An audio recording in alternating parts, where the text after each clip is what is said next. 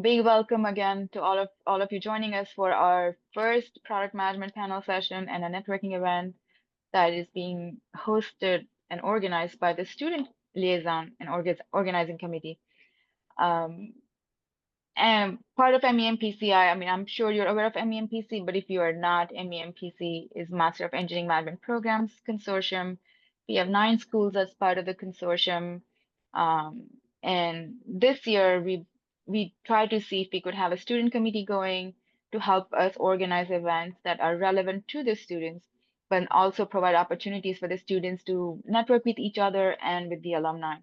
And one of the most common role and interest among the current student we found was product management. So here we are. We figured we'll get 4 amazing MEM alums who are working in product management across different industries together to come share their experiences, their insights. And I know everybody's worried about recruiting and job, but I want to also focus on the skill sets that are needed to be successful and how do you present yourself in the best possible way for the role that you're looking for. We have 2 moderators. We have Manish and myself. Manish is a current MEM student at Johns Hopkins. He's part of the student committee. So I'll kick off the session with the introduction, with the logistics, and then I'll hand it over to Manish to go through the questions. We got a lot of questions submitted when you guys registered for the session, so we are trying to cover some of them off early on to kick off the discussion, and then we'll open it up towards the end for the Q&A. So if you have questions for the panelists while we are talking, please use the chat box and type them to us, and we'll ask them as we have our conversation going. And then towards the end, I can open up the Q&A for everybody to then unmute themselves and talk or however it is. At the end of, so we plan to do 45 minutes of a panel discussion, and then we'll use the second half, the 45 minutes for a networking event. And then depending on how many attendees we get, the plan is to break everybody out into separate breakout rooms with one panelist with you for X number of minutes at this point, and then we'll rotate you after, say, 10 minutes or so. So you all get a chance to talk to each of the panelists individually as well, and ask the questions that you want to ask them. Perfect. So let's get started. Thank you so much for coming. Shreya, Tanvi, Pratik, and Jan, I really appreciate you, giving your time. I know you guys all have busy schedules and crazy Fridays, so I appreciate you giving up an hour and a half of your time to come join us and share your experiences with the current students. I would love for you to introduce yourselves. Tell us a little bit about yourself, your background, and your journey into product management, if you don't mind. Okay. I can go first. Hi, everyone. I'm Shreya. I'm currently a product manager at Adobe, working on all the fun things AI and agents. Previously, well, let me start from the beginning. I have a tech background. I've always been in B2B. I started off my professional career as a software engineer at Oracle, worked as a software engineer for a couple of years, came to Dartmouth for my MEM program. Then landed my internship or 390 for any of the Dartmouth students here at VPay, which is a fintech company that's acquired by JP Morgan Chase, so it's part of them. And I was helping build developer products and APIs for financial customers. From there, I worked there for about 2.5 years. And then I pivoted into not just fintech, but regulated industries overall when I switched jobs to Adobe. The first year that I was at Adobe, I focused on privacy and trust and security for our customers. I work on a marketing platform, so the privacy, trust, and security for customers that are targeted by those marketing platforms, and then just led the initiation of our responsible AI products, got involved with our AI initiatives, and then now I do full-time AI and agent tech stuff at Adobe. So yeah, that's me. Cool. Welcome, Shreya. Thank you. Who would like to go next? Pratik? Yeah, I can go. There we go. Thanks, Shreya, for the introduction. Similar to Shreya, I also have an engineering background and software engineering. So I'll talk about myself first. So hey, everyone, it's Pratik. I'm a senior PM at MasterCard. Been with the company for almost 6 years. So some of the products that I've worked is currently I'm a senior PM in the installments platform, which is buy now, pay later. So if you ever use the Apple Pay Later or the SoFi or Walmart, Klarna, that's usually powered by MasterCard. So I'm working very closely with those fintech partners. Previously within MasterCard, I was part of the tokenization team. So I worked on a lot of cool features like Apple Pay. I built the Amazon one, which is a biometric payment. If you ever shop at Whole Foods, you might see the solution that I built. I'll launch the WhatsApp Pay in Brazil, like a lot of payments initiatives. Previously, I worked in the Chase, again, built a lot of consumer facing product like Chase Offers, Chase Pay. I'm part of the Hopkins MEM program. Interesting, I did not start my career in the product. I was in, so, okay, going backstory, like back then, now everyone wants to be PM. When I was doing my MEM, I'm not talking about the year, it's definitely a while back. Everyone wanted to be a consultant. So I did that. After my MEM, I went to work with McKinsey. I spent a few years there in consulting, and eventually I basically pivoted to product at Chase. And yeah, that's my background. I'm based out of New York, and yeah, I'm looking forward to connecting with you all. Thank you so much, Pratik. Jan, do you want to go next? And then we can bring us home. Thank you, Pratik. That was an amazing background. And yeah, nice to meet you, everyone. My name is John. I'm originally from India. Started my career, of course, did Bachelor's of Technology in Computer Science and Engineering. After that, started my career at HPE in Bangalore, Silicon Valley of India, as a technical consultant. Then moved to a company called Amdocs, which is into telecom and media communication software provider. Worked there for some years, then came to Cornell for my MEM, which I would say is one of the best MEM programs amongst all. But yeah, coming back, I when I was looking for product management roles, at that time the market was not great, so I started off with a consulting firm which was more into pharma consulting called Xtria. So we built a lot of AI and Gen AI solutions around clinical study reporting, and it's for all those big clients that you can think of: Pfizer, Merck, Novartis, J&J. We worked on a couple of Gen AI unstructured database solutions for them, which can help doctors and clinical study providers to kind of identify those trends and patterns and gain more productivity efforts. And that was one of my key roles. And then I shifted to a product management role where I looked at their sales IQ product and how we can enhance features relating to Gen AI only. I recently shifted 5 months ago to Toyota Material Handling, a division which primarily works with forklifts.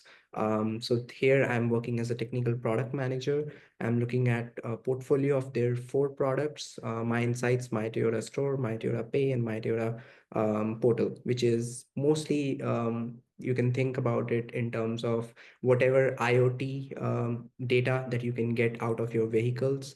It's similar to that, but in a forklift, which is pretty much complex in a warehousing environment in Amazon, Walmart, where they all lift heavy loads, and you have to kind of manage that pretty well, not just like, your personal vehicle. So currently I'm leading a portfolio of those products and trying to build a roadmap and strategy long term for those products from a technical standpoint.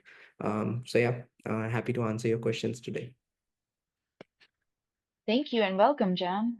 Tanvi. Yes. Firstly, thank you to the MEMPC Council for hosting us. And it's just super awesome to be part of such accomplished and diverse panel. So, hey, everybody, this is Tanvi, and I'm currently working as a PM with Microsoft and specifically on the Azure division. Going back to my professional career, I started off as a data scientist. So I was majorly crunching my Python code for different applications that could be from web services to machine learning algorithms and all of those things. So while I was working as a developer, I used to shadow my PM, that is my product manager, a lot. And I decided to transition to that role because I realized I was enjoying shadowing him so much. And then I worked as a product manager in India for a year. And then I started my master's at Purdue in spring 23. So I graduated from Purdue just a couple of months back in December 2024 and joined Microsoft. And as a part of my master's, I also got an opportunity to intern with CF, which is an automotive manufacturing company, more in the B2B space. And I also interned with Amazon Robotics, which is a robotics wing of Amazon that majorly works, for the internal fulfillment centers and kind of making them efficient for the best fulfillment speeds. So that's a little about me, and I'm super excited to talk with everybody who's in the call today and know more about their journey as well. Very cool. I have one more question before I hand it over to Manish. And it's part of it is that the pivots that you have done for transitioning from one industry to a different industry or one role to product management role. And if you can spend just maybe a minute or so talking about how that came about or how it felt transitioning, because I can imagine switching domains and industries is like starting again all over. And what brought that about would be amazing for our students to hear. Do we go in the same Sure. order? Yeah. Good. Okay. Jump in. Yeah. Sounds good. I think my story is kind of similar to what Tanvi just said. When I was working at Oracle as a software engineer, we had a functional architect who did the job of a PM, and I didn't know that's what it was. And I thought his job was so cool, and I didn't think I was particularly good at software engineering, but I wanted to stay in tech. And so that opened up an opportunity for me. Like, hey, this role makes a lot more sense to me. Let me learn more about this. And then I went up the typical MEM way of like networking with people, finding out about MEM, doing the degree. And then even when I was interviewing, I think because I came from a tech background, I remember one of my biggest challenges while interviewing was like, oh, you're thinking too technically, you need to think from a bit more business perspective. So I learned to sort of focus on that a little bit. Thankfully landed an internship and then a full-time role with the same company. I would say I wasn't really conscious about the industries or the kind of the domain that I wanted to be in. I just wanted a job. And so when I started there, it honestly worked out great for me. I really enjoyed being in fintech, specifically because I think it's very unique building products specifically for regulated industries. Like you're in B2B, you're building for customers, but then you have all of these additional challenges with regulations, with privacy, with data. And so I really enjoyed that role. And I think for a little while, I wanted to stay and learn more about the different divisions. So when the opportunity with Adobe came along, it was with a team, again, that was doing this, not just in fintech, but healthcare, education, government, etc., and was still regulated. And it was a really nice opportunity for me to expand what I know about regulated industries, but also know how to develop, right? Like know what to look for and know what to develop. So it was a very natural transition for me to do that. And then again, when I switched to AI, I started doing just, okay, if you're doing AI, this is all of the things that you need to account for, right? So I'm like, this is how you secure your data. This is how you look at consent. This is how you know which data to use and which not to. And then again, it felt like I started taking a bigger role within our AI team. And then from that, there was like an offshoot of an idea. They're like, hey, what about, we build like a virtual agent that can do, customer support and customer success overall. And I was like, I had done my part with responsible AI at that point. I was like, you know what, I can take this on. And so I did that. And I think for me, the past couple of years that I've been with AI, it's been a lot of learning. And you start off like I was building APIs, and then I came to like prompt engineering, and then how does AI learn things, and what is it allowed to learn on? What do we teach it? So all of that, like just learning how you build products with AI has been really fun for me. And like even 2 years, and I still feel like I don't know everything. So it's constantly learning. So for now, I'm not pivoting, but yeah, we'll see. Yeah, I feel like the technology is evolving so fast that you feel like you're constantly on your toes, right? Exactly. Just trying to stay up to date with what's happening. Prateek and John, your thoughts? Because you've also switched domains and Yeah. industries and roles. So my pivot has been very different. So I've done a couple of pivots. So initially I worked as a software developer back in India. And after my grad school at Hopkins, I went to work with consulting. And then from there, I eventually landed up in product. So I wish I had a great story like Shreya, but mine is a little funnier. And I'm a funny person in general, so I'll tell you what happened. So back in 2017, like now everyone is talking about product. It was not, or product management did not exist back then when I eventually landed in product. So I was doing consulting, working crazy hours, and I was tired. I was in New York for a project, met a school friend, who was working at Chase, and he like, let me refer you in Chase. I applied to 3 roles at Chase. Luckily, I got it back from the product role, and that's how I ended up in product management. I've been in love since then. So, in my defense, I think yes. Now, to give you a good answer, yes, those it was a luck factor, and but at the end of the day, when I think of any role, right, I think my problem solving ability from consulting days was very helpful in even today, because at the end of the day, what PM is doing, you basically have a problem, and without problem, trust me, we won't have jobs. AI can do that. So I'm glad we have problems, because that keeps us relevant. And second thing, my technical background from software engineering definitely helps me still there, because I can understand what API, what requirements are we writing, how the architecture is building, how we're building blocks, what the architecture is doing. And third and most important thing, and I'm sure we'll talk about it later, like a big part of your role as a PM is cross-functional collaboration and communication. Like I strongly believe that's what I do most of the time as a PM. I just talk, talk, talk. Uh, and that definitely those was helpful from my consulting days. At the end of the day, it's also about storytelling, because how do you tell a story to your executive, like when you have a strong business case, and whether you're doing a trade-off decision or prioritization. So that's all comes into picture. So every role, like don't think it's not really a pivot, but every role teaches you a skill set, and that skill set would basically help you in some way or the other. So yeah, that's my advice to anyone who's looking to pivot. And That's it's not end of awesome. the world. Even if you start a wrong role, it's not end of the world. You guys all are early in your career, so you can always pivot. Yeah, and it sounds like every new skill you learn kind of makes you eligible or Yeah, ready for yeah. your next role that's coming up, right? If you will. Exactly. Like I think at the end of the day, what matters is the right attitude and mindset. As long as you're curious, you're learning, and you're contributing to the role, I think people will appreciate that attitude. Cool. Awesome. John and Tanvi.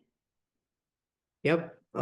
So great points. I feel like those were great inputs, from both. And I feel being having transitioned from tech consulting in big tech, which was HP, kind of like software engineering role at telecom and media communications, and then consultant, and then data and AI product manager in pharma.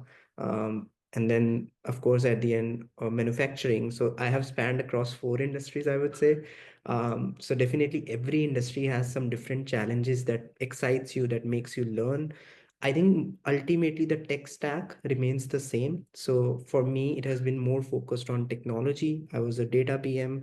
I was a I'm a technical PM, managing a portfolio. So the roles also have changed, consulting to product to portfolio management kind of roles. So I feel like what I see common skill set in all those roles is, number one is influencing without authority. Number two is stakeholder management. Number three could be your kind of I would say data driven, like decision making. If you know how to analyze the data and kind of make decisions based on that, I think these three remain the same. And of course, there could be many others. But if you have these three skills, I feel like build up, this will help you in consulting, this will help you in product management and portfolio management as well. So I feel I would love to go back to a $4 trillion healthcare industry. If I compare that with manufacturing, sometimes you have to look at it in a purely investor oriented mindset. Okay, you see, pharma is growing at a CAGR of this. That might have product management roles in future, whereas manufacturing is not growing at that pace, or let's say telecom is not growing at that pace. We have just the three or four major vendors. So I feel a lot of people overlook at the industry growth factor, which is pretty important for a product manager to build a sustainable career.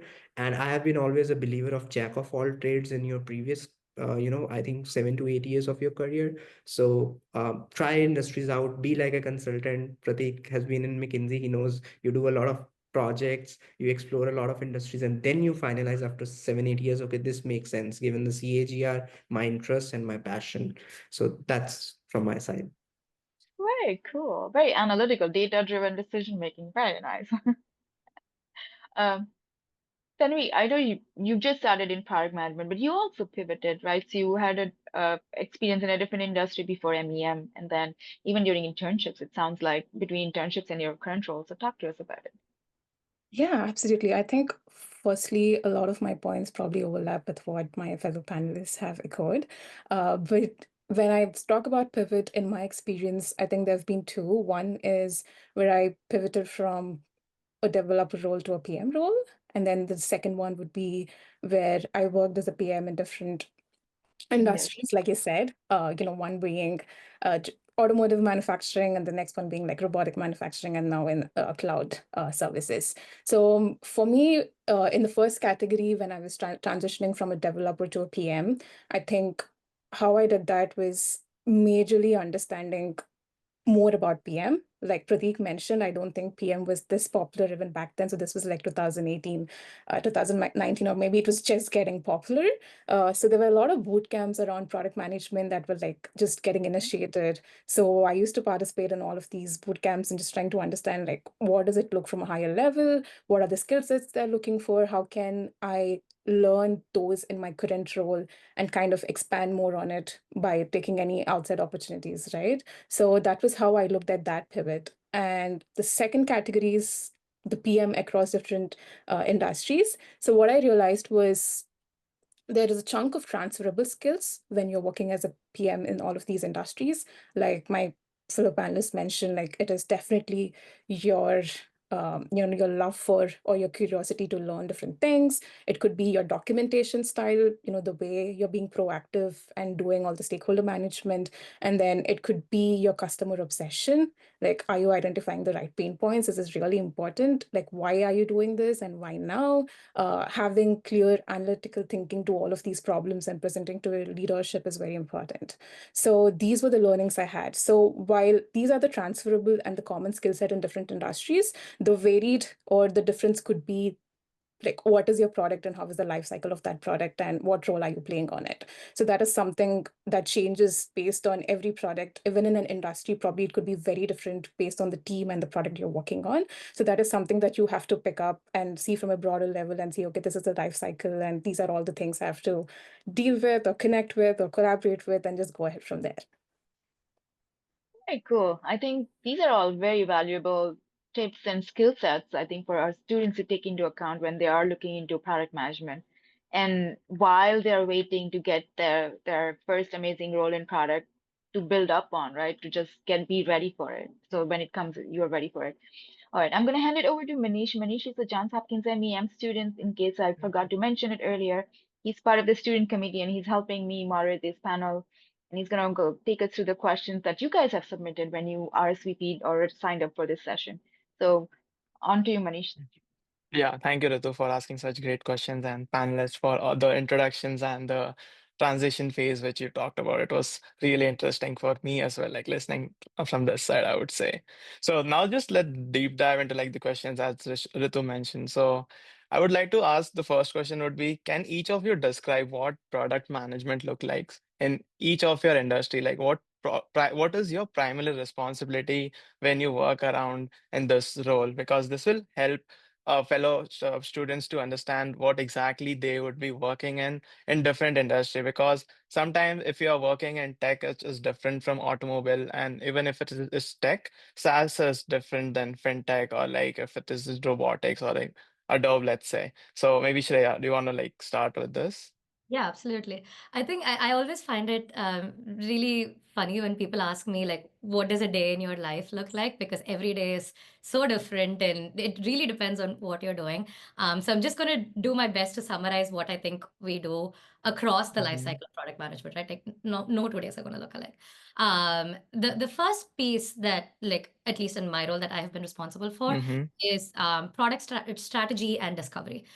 So understanding what you need to build, why you need to build it, who is building it, what do you need to do differently, and do your customers even care for it? If they care for it, how do they want it? Do they want to pay for it? Do they want it to be, do they want it to function a certain way versus what you're thinking of? So that's really the foundation of it all. Product strategy can come and discovery can come from different places. It can come from your own ideas. It can come from doing industry research, competitive analysis. It can come from talking to customers, or very often it can come from what leadership is hearing when they talk to customers as well. So you need to be open to all of these channels when you do product strategy and what you do when you do product discovery. The next step is trying to outline, like this is where this is the start of your PRD writing process.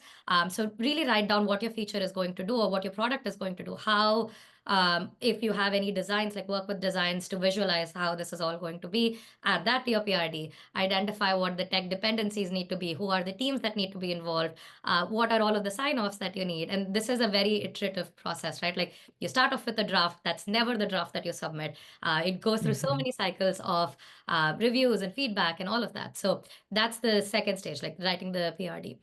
Second, in Adobe, we have, it's not like I work with just one engineering team. It really depends on the product that I'm working on. So the next stage after you write the PRD, or even during when you're writing the PRD, is identifying the teams that you're going to be working with and the resources that are going to be assigned.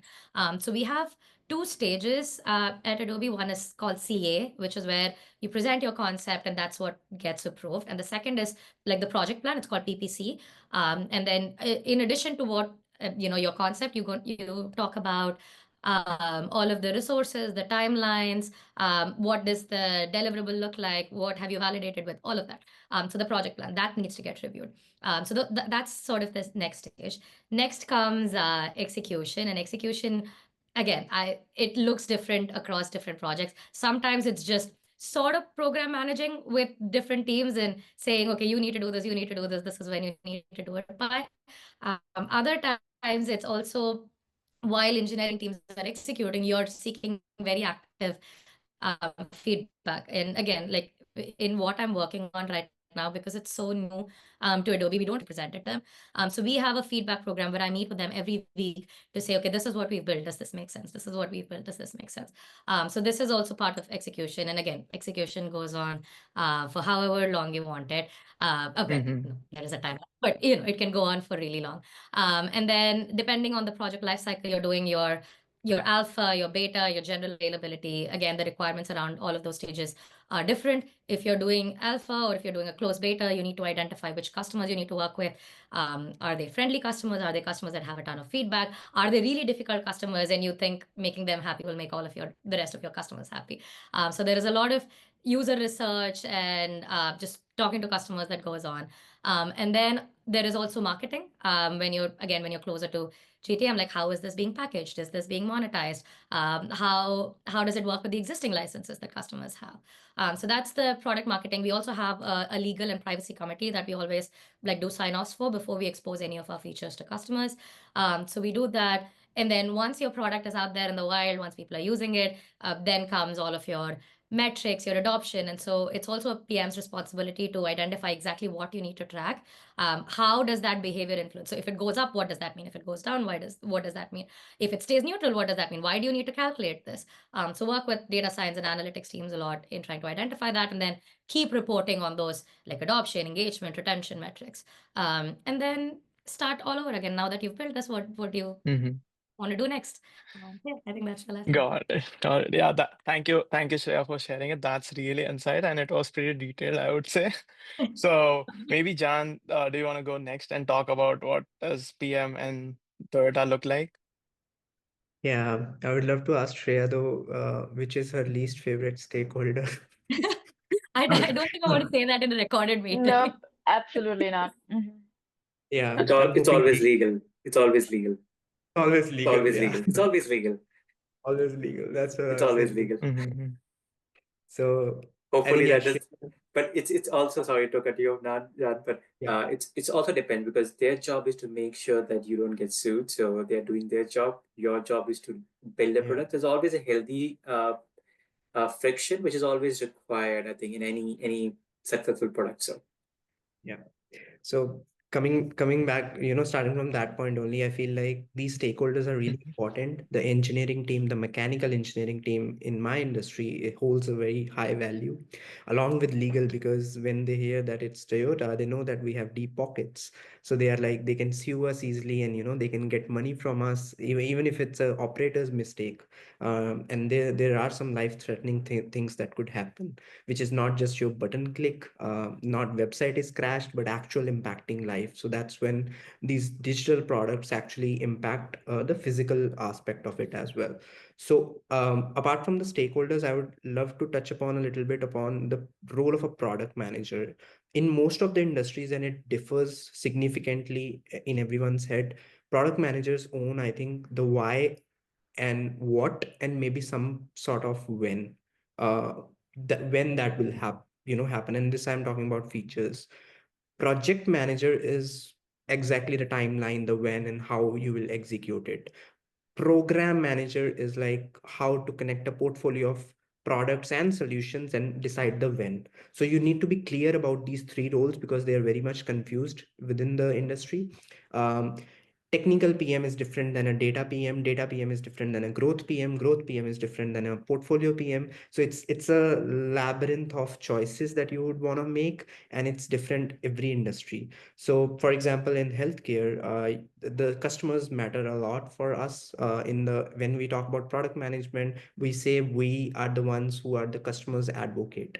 But let's take an example. In pharma industry, your patient is getting a treatment, but the cost is decided by the insurance. So insurance becomes your stakeholder, but the person who is deciding which treatment is going to do is a doctor. So whom you will build this product for, whom needs, kind of you prioritize.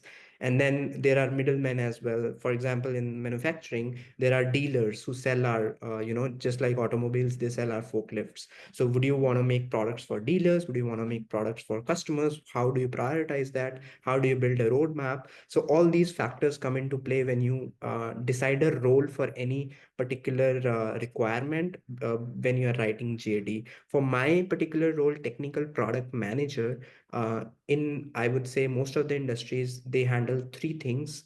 The number one thing is product strategy and technical architectural roadmap. It providing a runway for the team if they want to build a new SAP implementation, if they want to integrate new CRM systems, build new GenAI use cases, kind of providing that AI architecture for everyone, and enabling to work with IT teams and kind of engineering teams to push that off. Number two would be strategic small projects. So sometimes, yes, product managers do projects. And when we talk about AI wave going on, we are technically doing projects, even though that's not in our, traditional role. So sometimes you'll need to do those strategic projects to kind of push things forward. We may call it features, but they are technically projects. Then the third piece is stakeholder management is a big piece, managing the when sometimes as well, because IT, engineering, legal, all these stakeholders, as Shreya and Pratik mentioned, they are really always fighting for conflicting interests, and you have to. It's like most thankless job, I would say, at certain extent. You'll try to manage everything. Make sure everyone's needs are captured, and you kind of present that information. But then, what have you achieved at the end? Just you are the master of your product, right? But in technical product management, it's different. It's like a portfolio of products with product managers managing those different products. So you cannot just actually get a say in that. The KPI management is also a big piece of that, what KPIs we are measuring and proceeding with that. So yeah, this is about tech product management, as well as a little bit about overall about the industry. I would give it over to Manish. Mm. Yeah. Thank you, Jan, for sharing such insightful information, and the reference of doctors and the insurance that will definitely resonate and it would be easier to digest for our audience, I would say. It's a great perspective. Pratik, do you want to talk about what product management looks like in MasterCard? Sure, I think any PM, I think obviously it depends on industry and as Shreya pointed out, your day does not look same as yesterday. But I think at the end of what in any role you do, I think what matters is the results that you deliver. So as a PM or as a TPM, you are responsible for delivering your KPIs or your product. That's what you held accountable at the end of the year review. So that's part of a corporate life that you probably see once you get into. But that's at the end, that's what matters. What are you building and delivering in the end of the year? So now at Mastercard, it quite varies differently. So like any typical product life cycle, you obviously have a discovery, which is basically building a business use case. It could be on the something competitor is building, or we got market feedback from our customers, or it could be anything that we have to do in response of a regulatory requirement. So that goes a lot on a business use case, and then you have to have make sure that you have some sponsor, which I call stakeholders, some executive sponsor, who's basically responsible for making sure your product actually has the what we call it P&L, like some sort of funding involved. And then from there, you obviously do the typical uh, PM stuff, like from writing PRT to like making sure the approvals are there from risk review, a lot of cross-functional alignment, and also a lot of working with engineering, specifically at architects, where you're basically making sure the design of the requirements are correctly identified. And then it could be tech interdependency on your other teams. Like maybe you want to make sure that other teams' roadmap is aligned with your roadmap, and that's another struggle, another problem. So, and then once you get prioritized something, then you have to basically build things, work closely as a not as a PM, but more a project manager, making sure that things you're basically a babysitting it, like making sure that things are actually getting done what you're expecting, and working with the engineering team and testing team to make sure that you go live.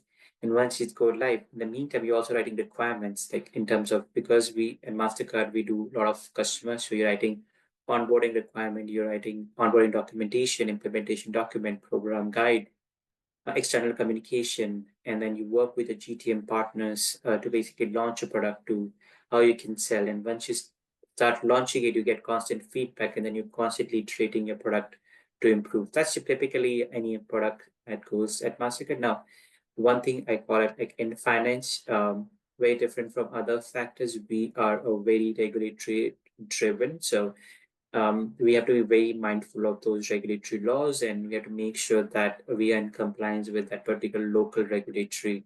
So that's something that is always goes into a design discovery phase, like how, whether it's the PG2 in Europe, natural regulation in US, and like this bunch of regulations around that we need to make sure that we are in compliance. Mm-hmm. Yeah, that's it. Got it. Got it. It was kind of like more of compliance and the legal issue. That's when you mentioned about legal, I But I guess. think, I'm yeah, I assuming. think, but it's a healthy relationship. It's like one of those things where you have to work very closely. Their first answer is always no. Then you have to basically keep working with them to make sure that they are comfortable with the risk that you're taking, because without any risk, you cannot build any product. But it's the degree of risk that that any company is comfortable in. And as John pointed out, right, you don't want to get sued. So at the end of the day, their job is to make sure that that Mastercard, which also has deep pockets, does not get sued by anything product that we roll out. And also we want to make sure that we more than getting sued, we are more afraid from regulators. So and we want to make sure that regulators don't bring any changes. So I think those things that they are making sure that, and one thing I always amazed the way they think. Like I would create a document, write something, and then they'll get no, this means completely like I know a difference between now should, must. There's so much details in those legal jargon. So even the contract that we like goes through legal review. So all those contracts are basically every word is like read through fine tooth. And trust me, as you might write something like just plain language, but it will have a completely different legal meaning. So that's where their job to make sure that those are legally bind, and our contracts are what they're supposed to do. Which as a PM you rely heavily on them. Got it. Got it. And thank you for sharing that, Pratik. So, Tanvi, do you want to go next and like say, talk about does your experience differ in any way, or like do you see any similar trend in your organization, or how is it for you in Microsoft? Yeah, absolutely. I think I'll start off by giving a quick context on my product. Mhm. Probably that will lay the path for what I do. So my product is called Azure Resource Manager, which is responsible for routing all the calls to Azure. That is whether it's from portal, CLI, PowerShell, APIs, wherever you're trying to access Azure from, it has to go through us. So now, given that, you must understand that it's at such a critical point in the architecture of Azure, and it's a legacy product. It's not something, that's just built in the last 2 or 3 years, or that is kind of more in the ideation phase, but it's more of a legacy product. So we work more on incremental changes to provide better customer experience, and not on anything like very, like not on anything from scratch. So like I just wanted to give that context. So given that, and given the kind of initiatives I am personally working on right now, they are more in customer adoption phase rather than ideation and development phase. So given that I'm a PM who's just 3 months into the role, my scope of work is very different. So I work more on execution, I would say, and a big chunk of execution is customer adoption. So all of my customers are internal Azure resource provider teams. So that would be like 200 or more. So while we can't onboard everybody at once onto the solution, we work in phases to onboard them to a solution or a feature X. So that's what I'm working on right now. So as a part of this, I talk with a lot of customers, and usually these are, like engineering managers or partners who have a lot of experience in this industry and their domain. So when I started out in my first 3 or 4 weeks, I used to feel very overwhelmed because I'm talking to somebody who's been in this industry and who has such technical knowledge. And I'm just starting out. So I know I know my technical foundations, but I'm not there yet. So, that's where my mentors used to come to support me, but just giving a picture of how it is in your first couple of months onto a new role in this industry. So yeah, like going back, a lot of my customers are internal teams. So it's right now I'm just talking to a lot of them to make them adopt the solution.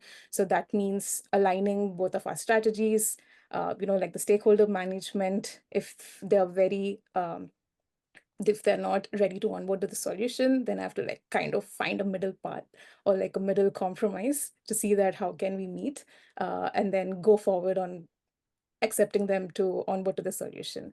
So I would say first is product execution. The second one is, like mentioned, a lot of documentation, product specs, presentation, internal demos, making sure that my product has visibility internally wherever possible.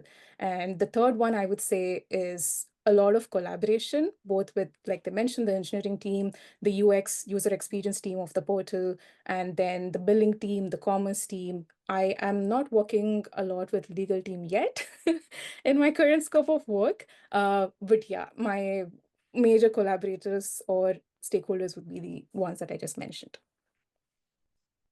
Got it, got it. And thank you, Tanvi, for sharing your perspective and your thoughts on it. So since we don't have much time, I would just wanted to like ask a common question to all the panelists in a way, which would be helpful for our common cohort as well. So what do you think like currently the recruiters and the hiring managers really look for when they hire PMs? If each of you can talk about like 30 seconds to a minute, would be super helpful. Like, what's the unique thing you'll have noticed that if you are the hiring managers would be looking for in a candidate? Just really quickly, like at my previous role, I was involved with the recruiting team. Now I'm not so much, but at least I speak to my manager who recruits folks. So one of the things that we really look for in interviews is like how communicative that person is and how collaborative that person is. In product management, like John said earlier, it's really important to like manage your stakeholders, know what you don't know, and then work very closely with everybody. Oftentimes in interviews, when you present a problem, like candidates jump directly into solutioning it. In my interview, like when I was interviewing people, when I was interviewing myself, there is a lot of value to be added in saying like, this is all of the questions that I would ask, this is all of the data points that I would collect, and this is who I would collaborate with. And like in outlining that process and communicating very clearly where you step in versus where you would want to work with other folks, I think has gone a long way. I think that's the one thing I want to add. Got it. It makes sense. Prateek, you want to go next? Sure.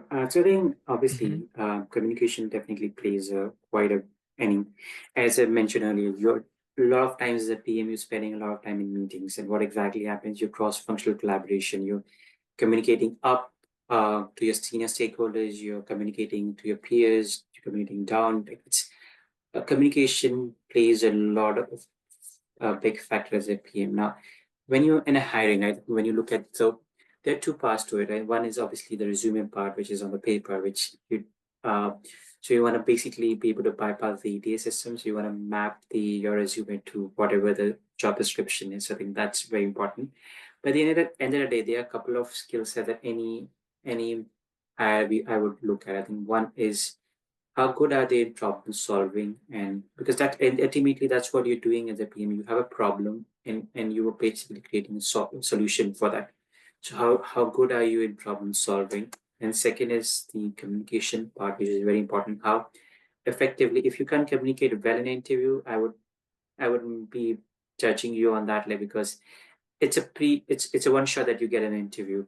And then last and the least, which is most important thing, is your how do you asking the right question on the business context, because a lot of times I'm sure on this panel as well can agree to that.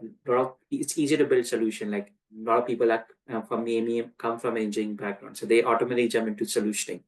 Sometimes you have to take a step back and think about what, as a PM, what is the business context? Do you really think that solution is required? So asking those right business context is very important. It took more than 30 Yeah. seconds. No worries. Maybe Tanvi and Jan can like go next, one of you. Yeah, Tanvi, go ahead. I don't want to always be the No. last. Yeah, I think I do want to be honest that I haven't conducted a lot of interviews, but just based on my experience on like what I've spoken with my managers through the internship or right now, I think the number one would definitely be if you're a culture fit in terms of the communication and collaboration part, how open you are to feedback, how open you are to asking others for help, and driving the output. So the second one would be if you're able to showcase your ownership through whatever stories you're communicating in that interview, because like mentioned, as a PM, you're the sole owner of said feature or said initiative, and you're expected to drive outcomes even though technically you don't have any influence, right? So showcasing your ownership and your previous experiences. And then the last one would be probably having done enough research on the company or the team and the industry and asking them the right questions when they ask, do you have any questions for me? I've found that segment of the interview to be a game changer for me sometimes. Even if I didn't do a question well in the before 40 minutes, I always found that those last 20 minutes to work in my favor. So if you've done good research and you're asking like questions that are very specific to the company, the team, then I think that will always work in your favor. Yeah, thank you, Tanvi, for sharing that insights. Jan, do you want to wrap up this question? Quickly wrap it up. So I think I discuss it with my leader as well. I think empathy is one thing that they look at sometimes. Like, can you empathize with different stakeholders and kind of bring that to execution? So that covers your problem solving, that covers everything. Can you get the work done? Like, can you navigate through that ambiguity and get the work done? That's one thing. So that's the interview part of it. But I think applying wise, the job description candidate fit, I think that is really one point that sometimes we don't tailor our resume to our job description. We apply like generally, which doesn't go pretty well. I know it's a volume game in today's game, but still for the roles that you really like, you have to just, you can just chat GPT, put the job description in chat GPT, get the keywords, and then see if those keywords are some of those keywords you can utilize in your resume given your experience. I feel that is really important, having that job description candidate fit. Overall, I think culture for Toyota, culture was really important, building like a home-like atmosphere and feeling like you are part of the family. So it depends. At the end, I would say an MBA kind of answer. It depends on the company, on the job, and on the role. Yeah. Got it. Thank you. Yeah, one more point. I Ritu. think one more point. I think what John said, it's definitely true. Each company has its value. So any interview you are doing, make sure you go through the company's value and their leadership principle. Like Amazon has famous leadership principle. Each company has its own value. That will help you to crack the interview, because that's usually in the rubrics of any job interview. They check Yeah. in. So And I want to clarify what Mhm. John said, right? Like, he said use ChatGPT to look at the keywords in the job description and not use ChatGPT to actually write your resume based on those keywords. Because Oh yeah. apparently the softwares can detect that it was written by AI, and then sometimes that hits you negatively, or actually a lot of the time it hits you negatively. I see Shreya nodding and Tanvi nodding, so thank you for chiming in. Thank you for clarifying that. Yeah, I definitely meant that in that sense, not the other sense. Yeah, it Yeah, was we really helpful. Sorry, Ritu, I was telling go ahead, something. go Yeah, ahead. so I was just gonna tell that thank you all the panelists for sharing your experience, and now it's a time to like we'll transition into the breakout room for more personal networking space where each breakout session will like last for like 10 to 15 minutes for all the students. So each panelist will Eh, rotate among the rooms so you can yeah. get a chance to speak directly with each of them. Yeah, Ritu, you wanna add something, please? Yes, so we have about 35 minutes left. So if we Mhm. rotate the panelists, you'll get 9 minutes with each of the panelists, and there are about Oh yeah. 9 people in a breakout room. So you get a minute. So make Hmm. sure you have your elevator pitch ready or a really good question ready that's gonna catch their attention, and we'll move you on. The way we were thinking of doing is we'll create 4 breakout rooms, one with each of the panelists, and then assign you to the breakout rooms. At the end of 9 minutes, we'll just swap the panelists around. That way, the 9 of you stay there and then just 4 people move versus trying to move 36 people at the same time. I wish we could do open Q&A, but this was a great panel discussion. Thank you so Mhm. much for being so honest and sharing your insights and experience. I'm sure we all learned a lot. I learned a lot. I was taking notes, but this is what I do in my job. Then call myself product manager at the end of it. That would be perfect. But no, this was really great. So let's move on to the networking part of it, and have your questions ready for the panelists.